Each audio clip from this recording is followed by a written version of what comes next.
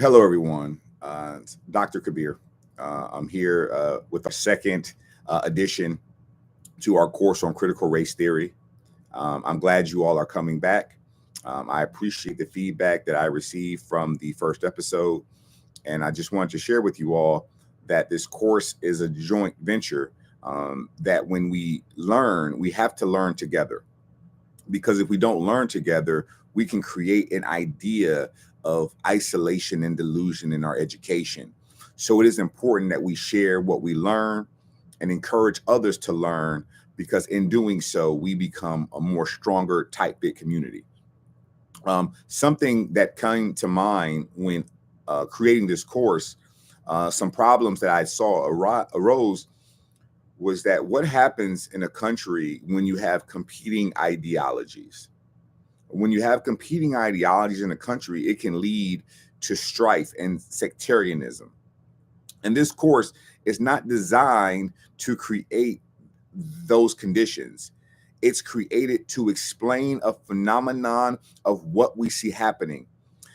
And often, advocacy for something can make it seem as if the warning is not there. Because to some people, what concerns them is not what concerns other people. And what concerns me the most is that we have an environment where those who know are being silenced by those who intimidate. And when you add intimidation to education, it's a form of indoctrination. And this course is not designed to indoctrinate anyone into anything. It's designed to once again explain a phenomenon that was not previously being explained acceptably. Because scholarship, regardless of who is the one producing it, has to be validated. It has to be confirmed, and it has to be reproducible. Because if you know something that cannot be shared or reproduced to someone else, then you have to understand the history of why that is. Because education was always designed to be close hold. It was not designed for the masses. So when we say things like public education, the public education is not designed to educate the mind to solve problems that are Afrocentric. Educations that in America is designed to solve Eurocentric problem. And the main problem that it faces is, what does it do with the Black educated populace who no longer needs their explanation or help? When the child leaves the house, the parent or the paternalism is awakened. And I think what you see happening as we begin to think for ourselves, as we begin to understand and explain the world, it's challenging worldviews. And when worldviews are challenged, there is a rejection when the worldview cannot be reconciled. And so some of the things that will be said in this course will not be reconcilable unless you understand how the course deals with it and how critical race is involved. So this course, we will be talking about intersectionality. Now, what is intersectionality? The term coined by Kimberly Crenshaw. Intersectionality, it just says that we are more than meets the eye. It says that there are multiple things in our identity that make us who we are, meaning you're not just Black, white, Hispanic, Asian. You're also male or female. You're also gay, straight, lesbian. You're ultimately transgender. Whatever you define yourself as becomes an intersectionality. And when these roads intersect, there is, let's visualize an intersection or a stop sign, a four-way stop sign. And in this intersectionality, there's always been one individual who's always had the right of way at that stop sign. That is white, wealthy men who predominantly have owned property in this country. They've always had the right to go first.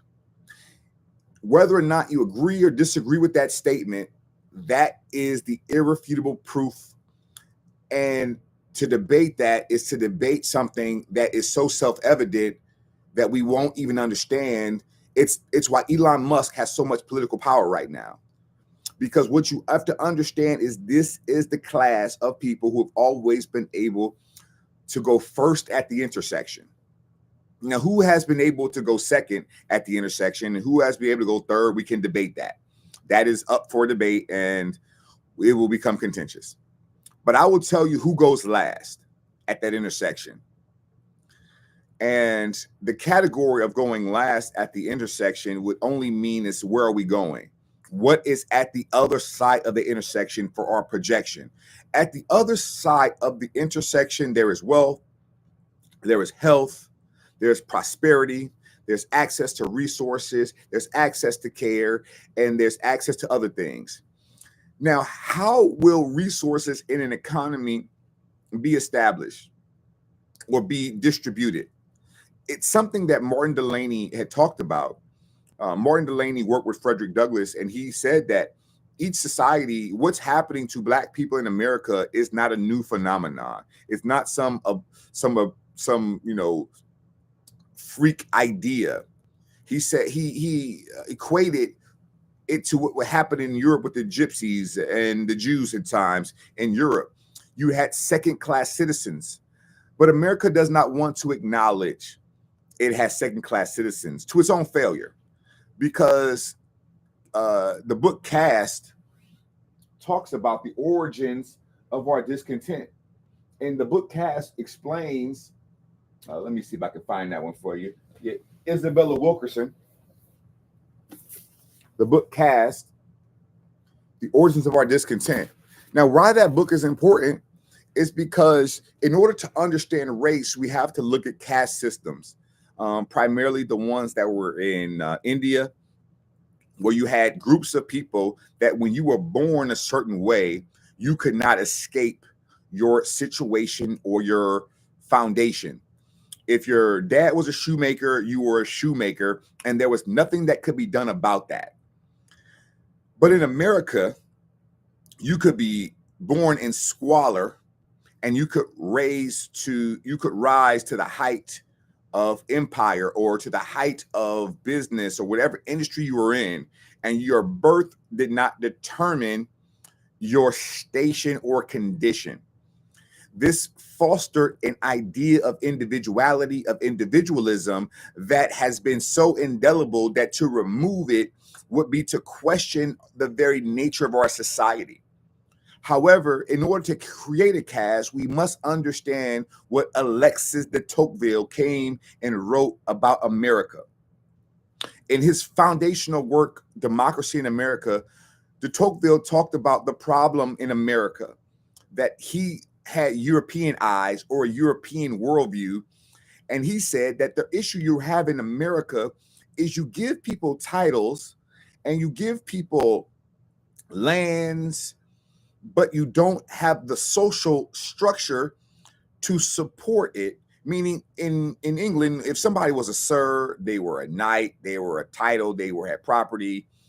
But in America, he said that we were essentially deluding ourselves. And I think that this delusion of our culture has become so indelible. To talk about that we're not in a caste system to people becomes offensive to them. They're offended to think that because how I was raised and born, it is going to determine my status and success. But I would just offer, look at history. It's a reason that the king's son became the king when the king died and the king's daughter did not. Now that has changed in recent history, but that was the tradition, that somebody would rule you. And how they would rule you started from what was called the divine rights of kings, meaning that it wasn't my personal prerogative that made me rule over you. It's that my authority came from a higher divine power, let's say God, whatever you want to call that entity. So now that God has established my authority over you, now as a critical thinker, who am I to challenge God and his authority?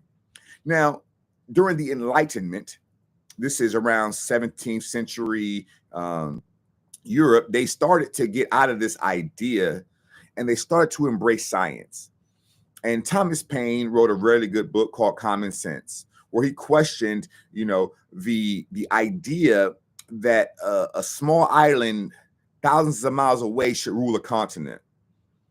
Because the idea up until that time was not questioned. Because who was he to question authority? And that's what critical thinkers do. We question authority. We question the legitimacy of the authority and ultimately the foundation of the authority. What was it built on? Because America was built on the labor of Black enslaved Africans. Now, let's debate that. What percentage of the GDP in this country was created by slavery? Because sometimes we ultimately think of slavery as just a Southern economic system. No, it was a culture. But the culture produced worldviews that were diametrical. And now to reconcile them, the arguments that we are hearing are juvenile at best, that slavery was beneficial. It was not. We hear arguments that that in order to tame us, the enslaved African, we needed to be forced taught religion.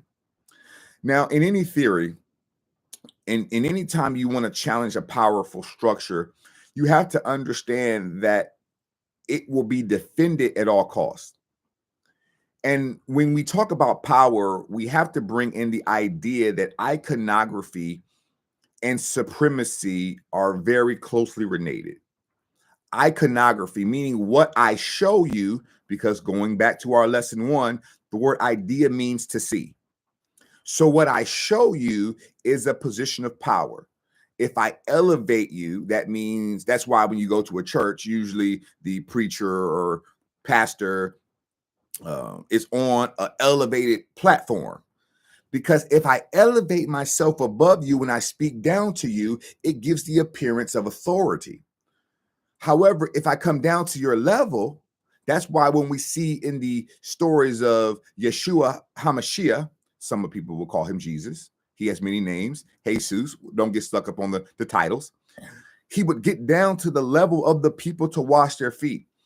Because what power does not do is power cannot come to your level. This is why when we see in stories and movies, power is distant.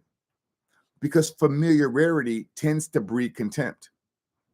So the information that I am bringing to you all is information that power does not want you to know.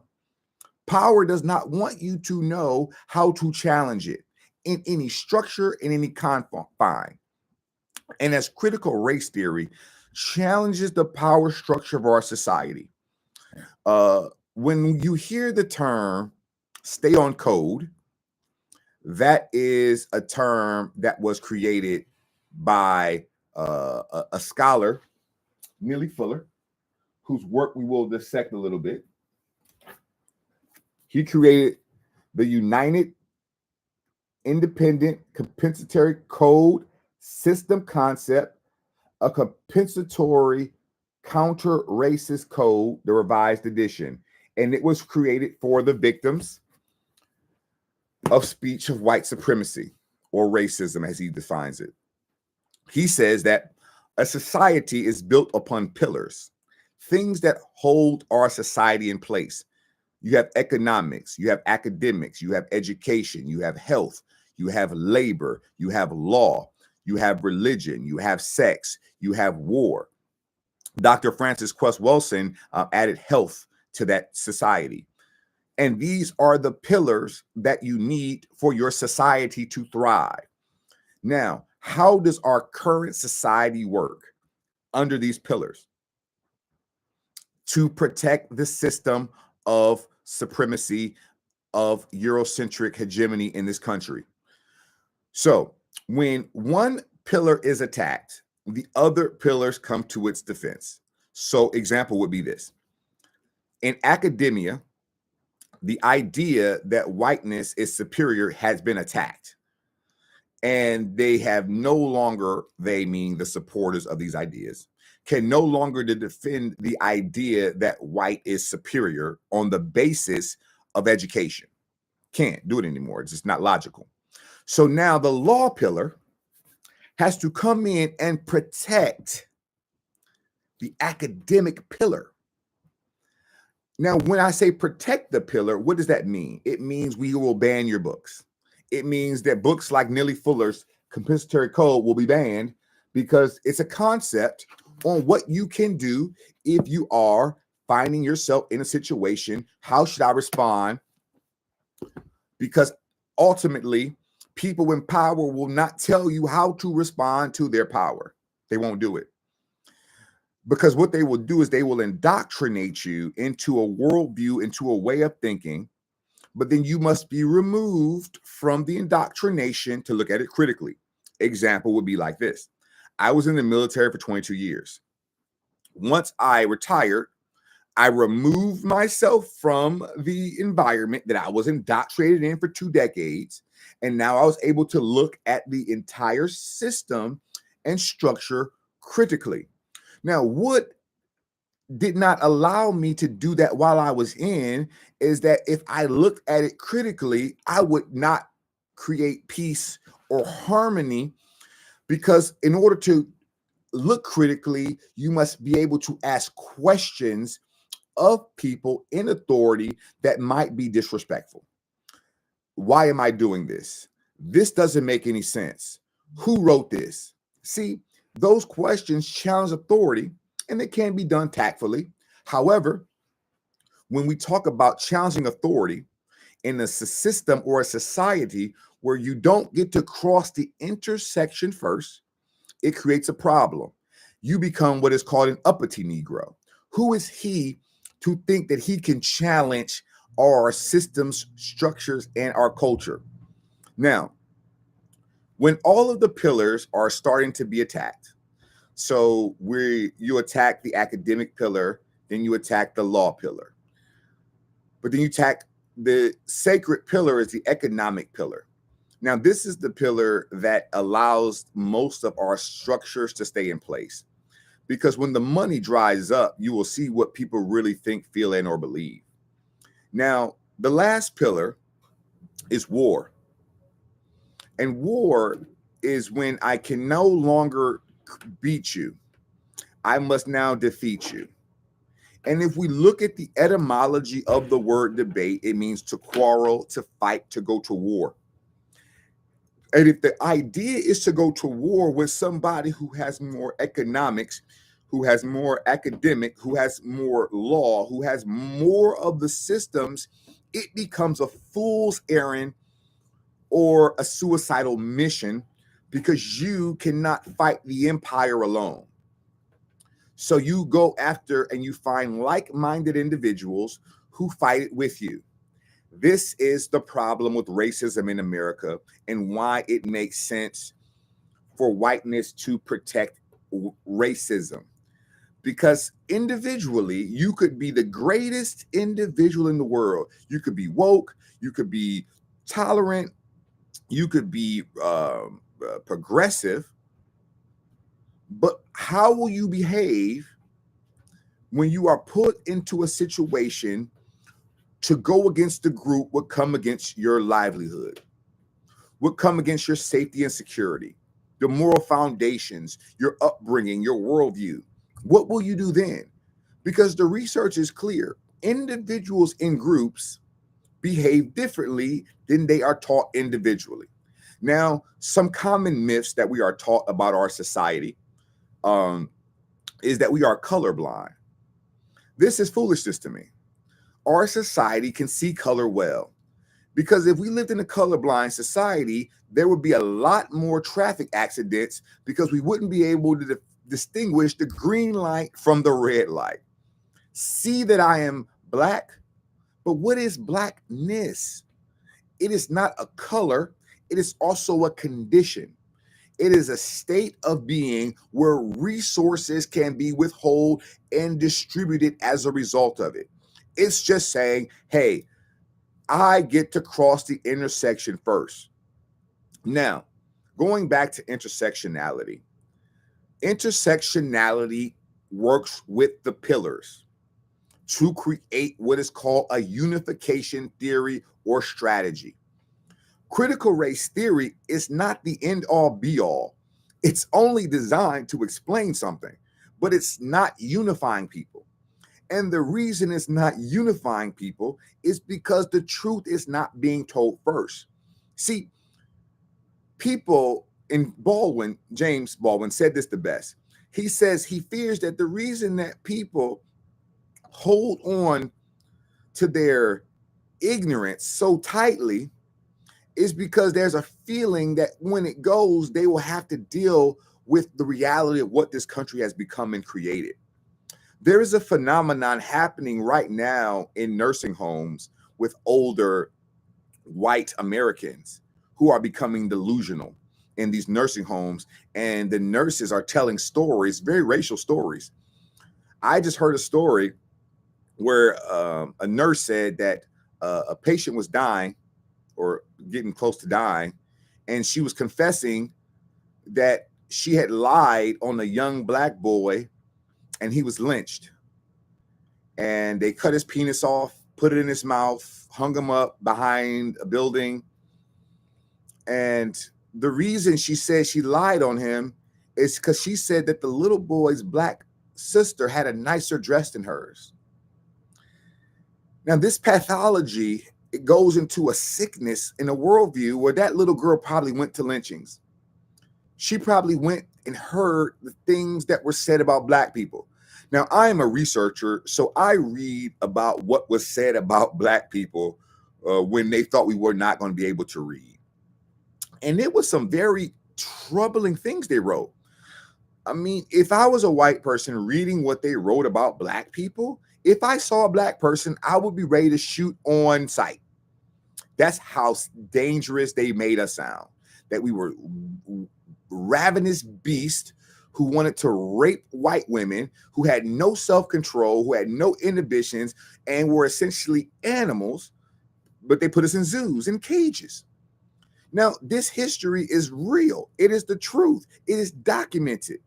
But to look at it might make you want to go ask grandma some questions. It might make you want to go ask mama some questions or dad some questions. Hey, dad, what was going on in this time period? What were you doing? Now, what has happened is we've had the luxury in America of being blind, not having an idea. So I'll give you an example. You're driving on the road, you see a homeless guy with a sign says, "I'm hungry, give me some food." Instead of making eye contact with that homeless person, you go like this. You look the other way. You say, "I don't see him, he doesn't exist." Now, the homeless guy is still over there.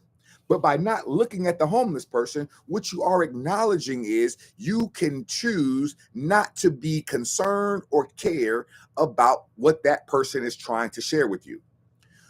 Whether you give them money or not is irrelevant. Whether you care about is irrelevant. But do you have the luxury of looking away? Now, some people don't have the luxury of looking away because they're the holders of the sign, but they see you look away. They know you're not concerned. But what creates in our society is this. If you were to say, and I have no research data on this, but I'll make an assumption because I understand how theory works. So I'll make an assumption that white homeless people get more money than black homeless people. That white homeless people who are panhandling or trying to get money are getting more money than black people. Now, the reason that I say this and make that assumption is because it's easier to humanize and look at a white person that is struggling than it is to humanize and look at a black person who is ultimately similarly situated but struggling, because one can comfort you and say, you know, I did something to help. And the other can say, well, if I acknowledge him, it creates a window into me because I have not created a space for you here in my heart. And when you don't create a space in your heart for people, you become cold and callous. And you don't have to create a space in your heart for people. But if you're my countrymen, if you are my kinfolk, then you have to understand that my comfort is directly correlated to your safety. And I say that because research is clear. John F. Kennedy, the 35th president of the Republic, says those who make peaceful revolution impossible make violent revolution inevitable. And theory is not designed for revolution, it's designed to explain it. Why is these things going to be happening? We are coming into a point in our country where resources are getting scarce. And the reason that this course was so critical at this time is because it's time to stop looking away. It is time to look and say, I see you. I don't maybe not care. You know, I was having a discussion with someone and they entered into the thought terminating cycle we talked about. And when someone is not interested in thinking, we have to stop being interested in talking to them. I'll say that one more time. When someone is not interested in thinking, it's important that we do not be interested in talking, because we will give our wisdom to those who will not know what to do with it. So when we speak to people, we have to be succinct. And we also have to be powerful with our story and our countering a narrative. And the narrative that critical race theory starts to posit is that our society is inherently racist. Now, what does that mean? It means that from our core and our fabric in our institutions, they were designed to ensure that only certain individuals can cross the intersection first. And if you try to stop an individual from crossing the intersection first who was authorized, then force and violence can be used against you because you are not adhering to the social order of the society to which you live. And it's always those who do not adhere. Emil Durkheim talked about the rebel in their research about social personalities. You have people who are designed, who are, who are predisposed to rebel against authority. In our society, you see this in very interesting ways. The white criminal in America is a hero, whereas the black criminal in America is a villain. You know, it was John F. Kennedy's father, Joseph Kennedy, was a bootlegger, became very rich off of bootlegging, and his son doesn't become the president without him having all that money from bootlegging. And he was able to advance his family with a criminal enterprise. But if a black individual's on a corner with a $10 rock of cocaine or $10 whatever, that individual could spend 20 years in jail. And that's part of that systemic racism. Now, of course, we don't want to talk about it. It's unsightly. And what do we do about it? And this is why Kennelin's law is so important. Before you can solve a problem, you must adequately write it down. If you can write the problem down, it is 50% solved. And the reason we're not interested in solving the problems is because it requires us to do something that is very uncomfortable. It requires us to acknowledge that the scholarship is a warning. It's a warning. It's a canary in the mine shaft. And for those who are unfamiliar with that story, when miners would go into a mine, they would often put canaries in there because when the canary died, it meant that the toxic gases, because of their lungs capacities and such, they would die quicker. And it would give the miners a time to escape. And that escape time meant the canary was a harbinger. It was a foreteller. It was a warning of what is to come. And that is what critical race theory is. It's a harbinger. It's a warning. It's a, hey, listen, this is the way the phenomenon is being explained.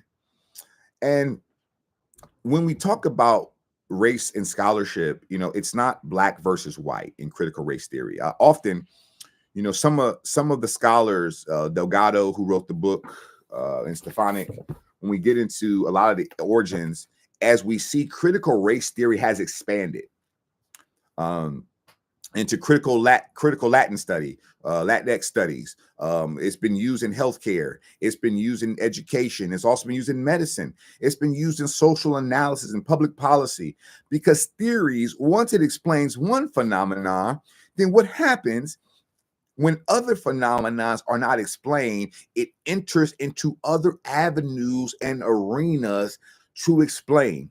Now, when a phenomenon is explained differently, what is the normal response for disagreement? What should normally happen? Scholarship should come in and say that is a viable explanation. We have nothing to refute or rebut this. And because we have nothing to refute or rebut this, we're going to let that stand as self-evidently true. But that's not what happens with critical race theory. Of course not. Because what happens is uneducated people, uninformed people with large platforms get on their platform and spout ignorance. That critical race theory is making Black people hate white people, and making Black children and white children, or something about children and something. And it's like, wait a minute, what? Where is this coming from? It's coming from those who have an agenda and who are trying to inhibit the critical thinking process. Because in order for you to counteract my theory, what I'm expecting you to do is to create an argument that is valid, that does not take your own biases into consideration. And when I say biases, it's interest, that you can be protecting a bias subconsciously. You can be protecting a bias because you like to be able to cross the intersection first. Makes you feel special. And when you feel special and there's a theory that's coming along that makes you question why you feel this way, it is a natural response to lash out at it. I think that is a natural response. But what happens so often is that when you lash out without education, you become foolish. And that's what I'm hearing today. I'm hearing foolishness, because critical race theory, despite what you've heard about it, has grown from obscurity to now being talked about by governors, by being talked about. There's nothing that gives a theory more credibility than when it's misquoted by people with power. Because when people with power misquote a theory designed to challenge their power, it becomes self-evidently true. I was listening to something that Ron DeSantis says, and before you question, well, why would you listen to something that Ron DeSantis says? He's ignorant. Because it's important to know what your adversaries think. It is. No one goes to conflict and says, you know what, I don't want any intel from the people I'm about to fight. No, that's asinine. You want their intel because when you hear their arguments, it's easier to defeat their arguments when you hear them out of their own mouth, because you can hear the ignorance coming. And it's like, okay, Florida has taken the lead in the book ban. They want to be the book ban aficionados. Okay, Florida. But what you're going to create is a desire, a backlash for this. Now, on our last teaching of this lesson, we're going to talk about interest convergence, rights, law really quickly. Why did Black people eventually start getting progress in this country is a subject that is very debatable.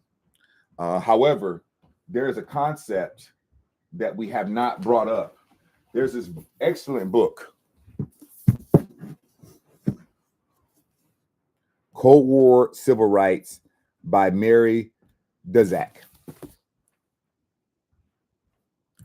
And this book explains the intersectionality of Black rights in reference to progress in this country.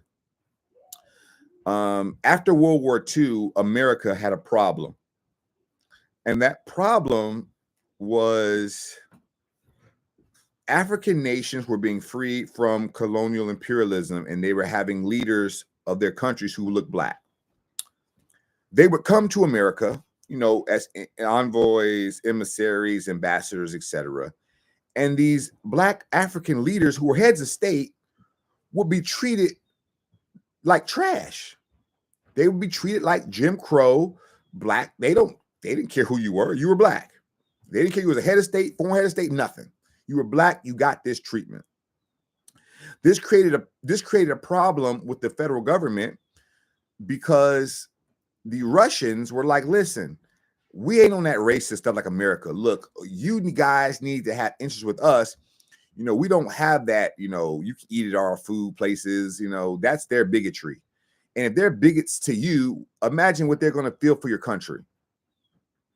And so when we start to understand that intersectionality, then we start to see how the Truman integrated the armed forces. Then we see how Eisenhower sent those troops to integrate the school. Then we start to see how presidential administration started doing amicus briefs or friends of the court for civil rights case saying, hey, we need to change these policies.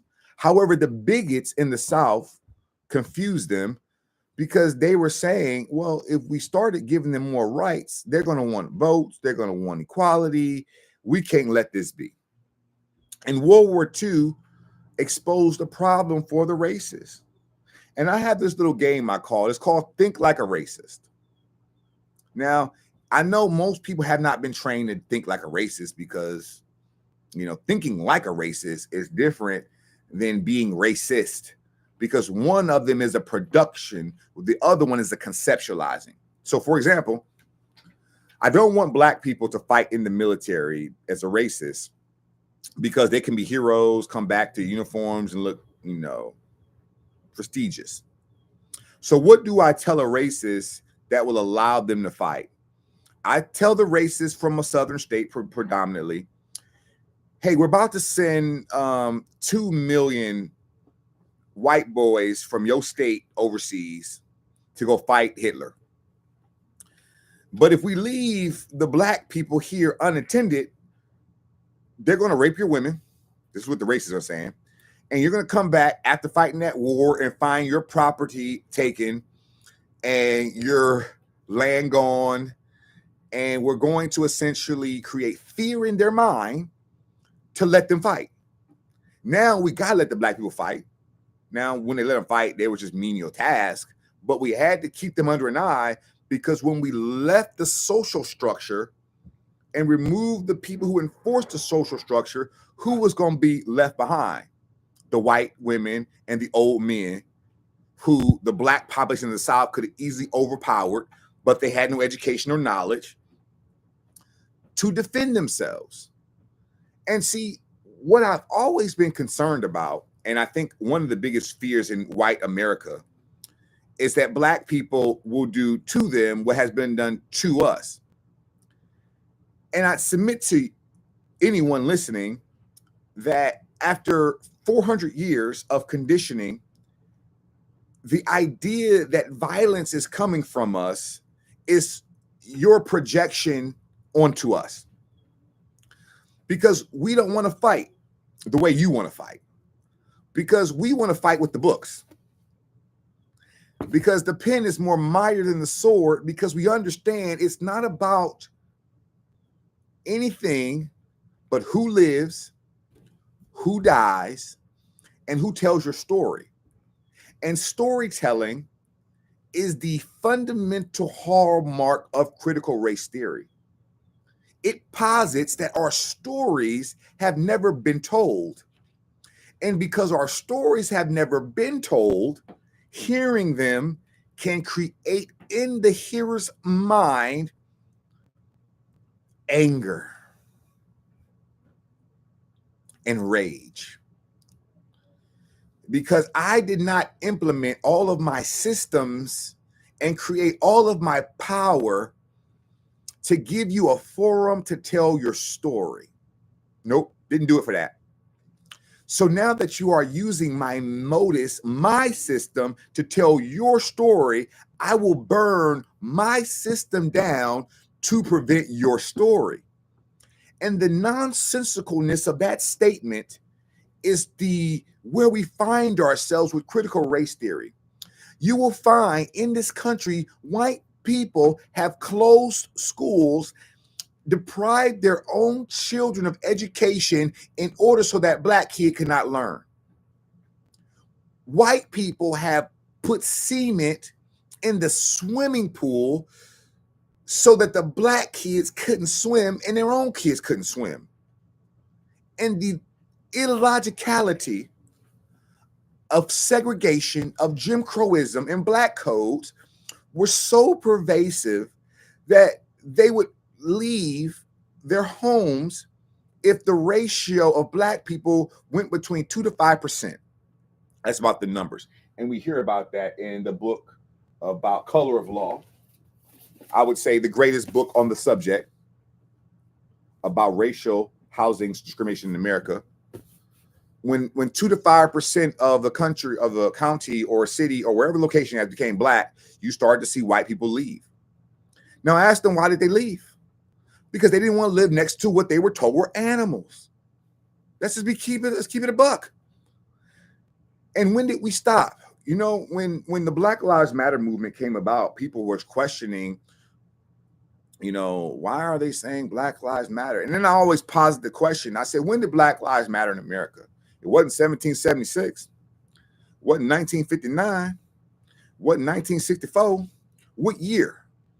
And we have thought that passing laws has changed what people think. That's foolishness. The passage of a law does not make me like you. If I passed a law that said I can use a bathroom with that guy, that don't mean that guy's gonna like me. That's foolishness. And maturity, and one of the reasons that there's immaturity in this country is because some people have been allowed to be children for too long. They've been allowed to be children for too long. But when we see the adultification in black children, the black child has to grow up faster in this country because he's going to be met, or they will be met with challenges that white children aren't met with. You know, my daughter was on Roblox and somebody called her a monkey. And I'm trying to console her and explain to her how ignorant this person is, but I can't fix the psychological damage of your child being ignorant. I would like it to stop, but what do I do to prepare my child in this environment? Tell them that we're in a not racist society? That's foolishness. And I'm tired of it. And as we continue this course, we will get into this more with this foolishness and how to counteract it, because the time for childishness is over. Mature people are speaking. And if you don't have anything mature to add to the conversation, either lead, follow, or get out the way. And this course, like I said, is not designed to be liked by the masses. It's designed to tell the truth, a hard truth. And as we continue down this path, I appreciate you all taking the time and the energy to learn. I know we're in a society where we're called to and fro. It's the holiday season, stress, money might be tight. But the one thing that will never be tight is education, because it's free, it's available, and it's tools to help you for your mental health, your social health, your well-being. And I just want to encourage everyone listening as we move forward in this course, that we will get into the solution part, but we first have to get into the diagnostic part of Kennelin's Law and clearly define the problem. I encourage anybody to write in the comment section things that you may have take issue with that I've said, because sometimes it's not the message, it's the messenger. And sometimes the way you perceive a message can be hard because you can't hear it from somebody who you think has some animus towards you. And so if that's an issue, let me know, because I would like to share and provide resources to people who can say the same thing from a different platform, because ultimately it's about education, not individuals. So I encourage you all to have a happy holiday. Merry Christmas to those who celebrate that. Happy Kwanzaa, Hanukkah, in the spirit of the solstice, because this is a time we're entering into the darkest part of the year, but we know what happens after the darkest part becomes the light. Be encouraged and be blessed.